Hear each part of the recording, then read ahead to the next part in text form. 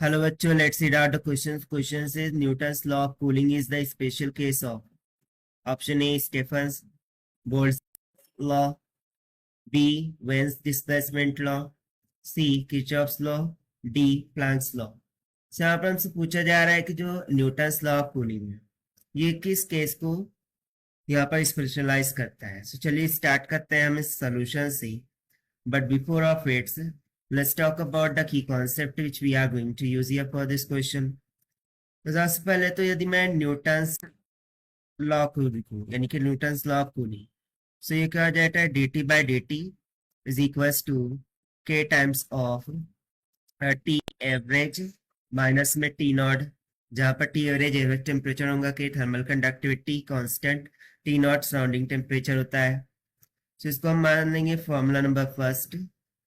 Now second formula from Stefan Boltzmann's law, we remember that the rate at which body cools down is denoted by minus of dq by dt. और ये basically किसकी equal होता है E times of sigma times of t to the power 4 minus में t naught power 4 की equal, जहां पर E emissivity और सिग्मा स्टेफन बोल्ट्जमैन कांस्टेंट को इंडिकेट करता है, T टेम्परेचर हो जाएगा. तो चलिए फिर स्टार्ट करते हैं हम यहाँ प्रूफ से. तो सबसे पहले तो हम लेट कर लेते हैं कि temperature difference of the body is delta T which is equal to T minus of T naught. तो यहाँ से हमें T is equal to T naught plus में डेल्टा टी मिल जाएगा. अब इसको हम क्या करते हैं, इस इक्वेशन 2 में सब्स्टिट्यूट करते हैं, ठीक है, जो कि हमने यहाँ पर लिख रखा है. सो ये क्या है, minus of D Q by D T is equals to a times of sigma into the bracket t naught plus में डेल्टा t का पावर 4 माइनस में t नॉट का पावर 4 हो जाएगा. This will be equals to a times of sigma inside of the bracket t naught का power 4 हम common निकाल लेंगे. सो ये बन जाएगा 1 प्लस में del t by T naught का पावर 4 माइनस में टी नॉट का पावर 4. Now हम जानते हैं one of the expansion that is 1 plus X का power n.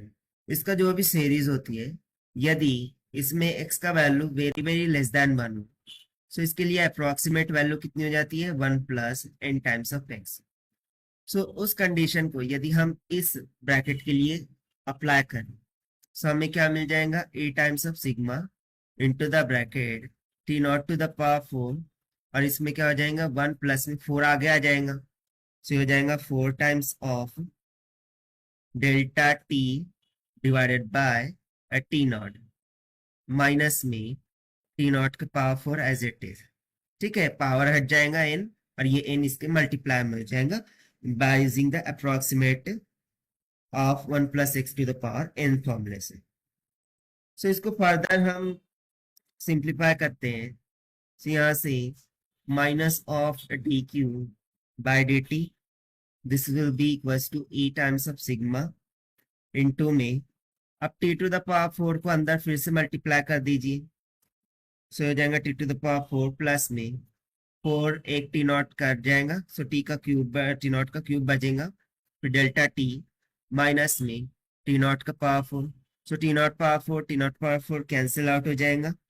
We will get simply e times of sigma into में 4 delta T T naught का whole cube.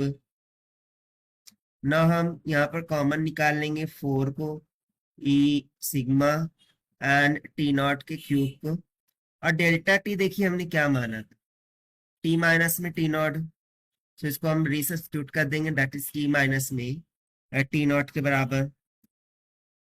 सो देखिए इस फॉर्मूला को देखिए, and the formula for Newton's law of cooling को देखिए, उसमें क्या है dt बाय dt के times of T average minus T not है, यानी कि dt by dt rate of cooling वो किसके प्रोपोर्शनल है t माइनस टी के टी नॉट की. और सेम थिंग यहाँ पर भी हो रहा है कि जो रेट ऑफ कूलिंग है according to Stefan Boltzmann law वो भी किसके प्रोपोर्शनल है t माइनस टी नॉट के. So यहाँ से हम सिंपली बोल सकते हैं कि therefore the Newton's law of cooling is a special case of Stephen Boltzmann law. So यही हो जाएगा फिर हमारा required answer for this question जो कि हमसे पूछा गया था. So option A will become correct. While if we talk about the other options, so देखिए Kirchhoff's law state that the ratio of emissive power to absorptive power. So basically ये power को relate करता है और इसमें temperature क्या होता है कांस्टेंट. ठीक है, टेम्परेचर कांस्टेंट. सो ये ऑप्शन इनकरेक्ट हो जाएगा.